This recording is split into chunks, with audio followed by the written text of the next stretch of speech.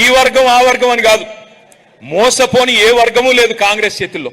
నేను ఇక్కడికి వస్తా ఉన్నా, మధ్యలో వీరన్న అంబేద్కర్ గారికి దండయ్యన్న అంటే అక్కడికి పోతే అక్కడ ఒక 10 మంది విద్యార్థులు వచ్చారు. అన్నా ఫీజు రీయింబర్స్మెంట్ రావట్లేదన్నా, అన్నా ఫీజు రీయింబర్స్మెంట్ రావట్లేదన్నా. ఒక్కసారి గుర్తు తెచ్చుకోండి వాళ్ళ మాటలు. ఏం మాటలు చెప్పారు విద్యార్థులకి? 10వ తరగతి పాస్ అయితే 10,000, 12వ తరగతి పాస్ అయితే 25,000, డిగ్రీ పాస్ అయితే 1,00,000, పోస్ట్ గ్రాడ్యుయేషన్ పూర్తి చేస్తే 5 లక్షలు. గుర్తుందా? ఎస్సీ ఎస్టీ విద్యార్థులందరికీ 10వ తరగతి పాస్ అయితే 10,000, 12వ తరగతి పాస్ అయితే 25,000. నోటికొచ్చిన బొంకుడు ఇష్టం వచ్చిన మాటలు చెప్పారు. 5 లక్షల విద్యా భరోసా కార్డు ఇస్తాం, విద్యార్థులకు ఒక విద్యా భరోసా కార్డు ఇస్తామన్నారు. ఏమైంది మరి ఈరోజు?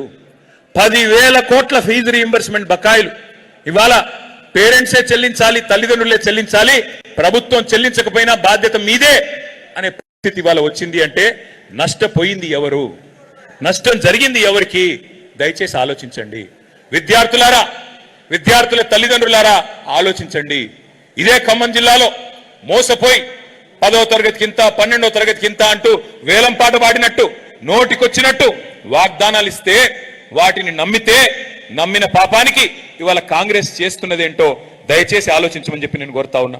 నిరుద్యోగులకు చెప్పాడు రేవంత్ రెడ్డి, మీకు ఉద్యోగం వచ్చేదాకా నేను మీతో ఉంటా, 1-2 ఉద్యోగాలు మీరు ఊడగొట్టండి, కేసీఆర్ ఉద్యోగం కేటీఆర్ ఉద్యోగం తీసేయండి, 2 లక్షల ఉద్యోగాలు ఇస్తా మొదటి సంవత్సరం అని చెప్పాడు. ఇచ్చాడా?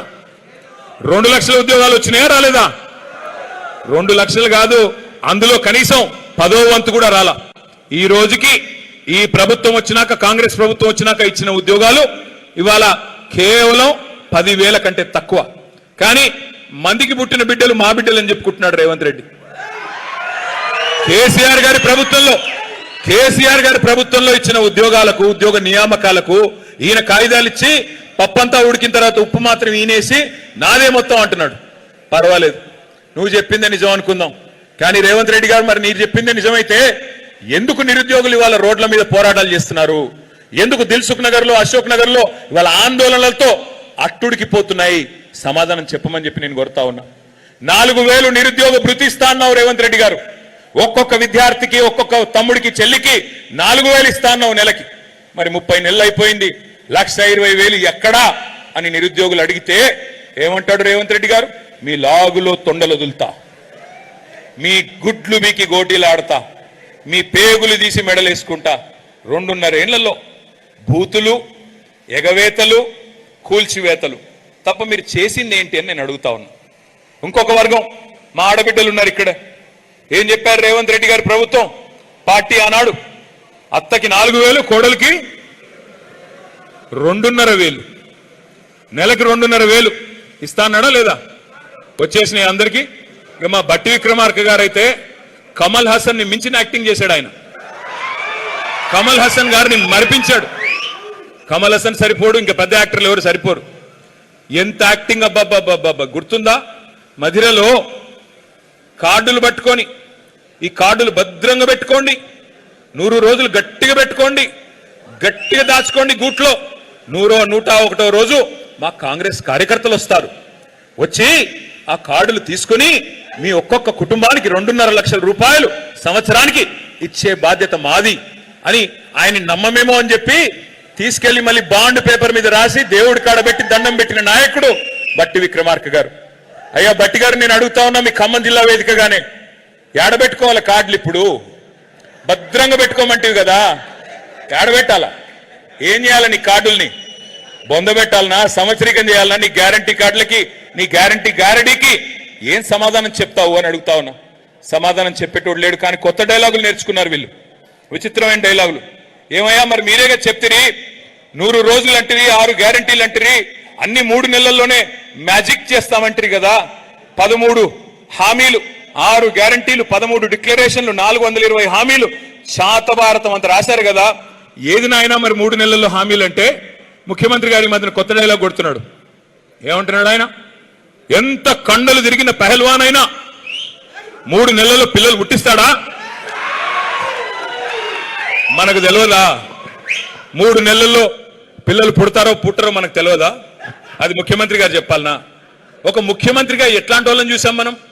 ఒక ఎన్టీ రామారావు గారిని, ఆ తర్వాత చంద్రబాబు నాయుడు గారిని, ఆ తర్వాత రాజశేఖర్ రెడ్డి గారిని, ఆ తర్వాత రోసయ్య గారు, కిరణ్ కుమార్ రెడ్డి గారు, ఆ తర్వాత మన నాయకుడు కేసీఆర్ గారు. ఇట్లాంటి గౌరవప్రదమైన వ్యక్తులను చూసి ఇవాళ ఒక ముఖ్యమంత్రి 3 నెలల్లోనే పిల్లలు పుడతారా అని అడిగితే ఏమనాలా? ఏం చెప్పాలా? ఎవడు చెప్పమన్నాడు నిన్ను? 3 నెలల్లోనే పొడి చేస్తా, 3 నెలల్లోనే రైతుకు రైతు భరోసా వేస్తా, 3 నెలల్లోనే నవంబర్లో తీసుకుంటే 2000, డిసెంబర్లో తీసుకుంటే 4000 అని మాట్లాడిన సన్నాసెవడు? మా తమ్ముళ్ళందరికీ 4000 ఇస్తానని చెప్పి మోసం చేసిన దుర్మార్గుడు ఎవడు? నేను అడుగుతా ఉన్నా ఈరోజు. మరి నేను అడుగుతా ఉన్నా ముఖ్యమంత్రి గారు, 3 నెలల్లోనే పిల్లలు పుట్టరని మాకు తెలుసు, కానీ 30 నెలల్లో పుట్టకపోతే నిన్నేమనాలా? 30 నెలల్లో అయితే పుట్టాలి కదా. మరి 30 నెలల్లో పుట్టకపోతే ఏం పిలవాలా నిన్ను? మళ్ళీ ఏమన్నంటే ఈయనేదో అన్నాడని మళ్ళీ కేసు పెట్టుకో. కేసులు ఏం కాదు, ఎన్ని పెట్టుకుంటావో పెట్టుకో, నాకేం భయం లేదు. నేను ఒకటే అడుగుతా ఉన్నా, వెనకటికి ఎవడో మొహం బాగాలేక అద్దంబలు కొట్టుకున్నాడంట. మొహం బాగాలేదు అడిది, ఏమయ్యా నీ మొహం ఇట్లా ఉందంటే పోయి అద్దంబలు కొట్టాడంట. అట్లా ఉంది రేవంత్ రెడ్డి గారి ప్రభుత్వం. ఏమయ్యా మరి నీకు చేత కావట్లేదు పరిపాలన, రైతు బంధు అయ్యవు, చివరికి యూరియా అయ్యవు కదా, రైతు బంధు వదిలి యూరియా ఇచ్చే తెలివి లేదు నీకు. ఇప్పుడు కొత్తగా మా వీరన్న చెప్తున్నాడు, ఇప్పుడే ఏదో యాప్ పెట్టాడంట. యాప్ ఆడ షాపులో ఉండే కదా యాప్లో ఇచ్చేది. షాపులో ఉండాలి నా ముందు, అప్పుడే కదా యాప్లో నొక్కితే వచ్చేది. ఆడ షాపులోనే దిక్కు లేదు.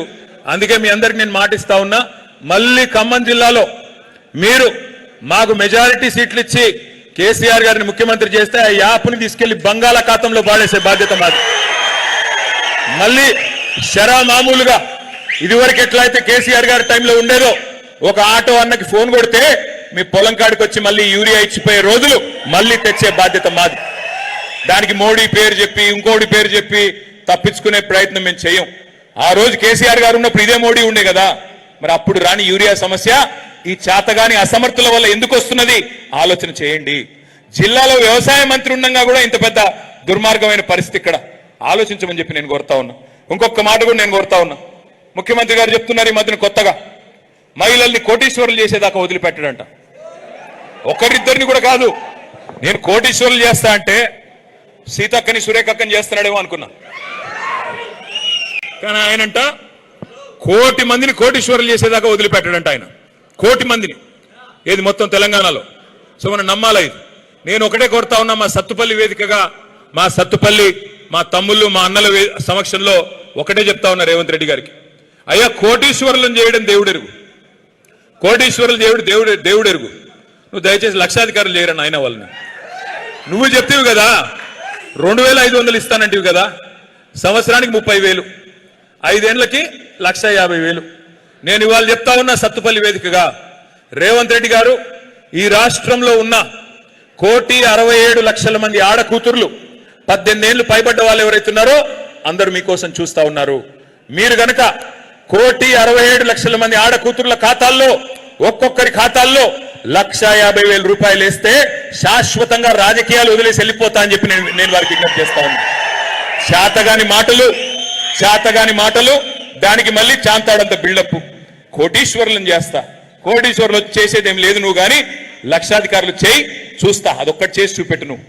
ఇది కూడా చేత కాదు, కానీ మాటలు మాత్రం బీభత్సమైన మాటలు, బీభత్సమైన డైలాగులు ఒక్కటే నేర్చుకున్నాడు ఆయన.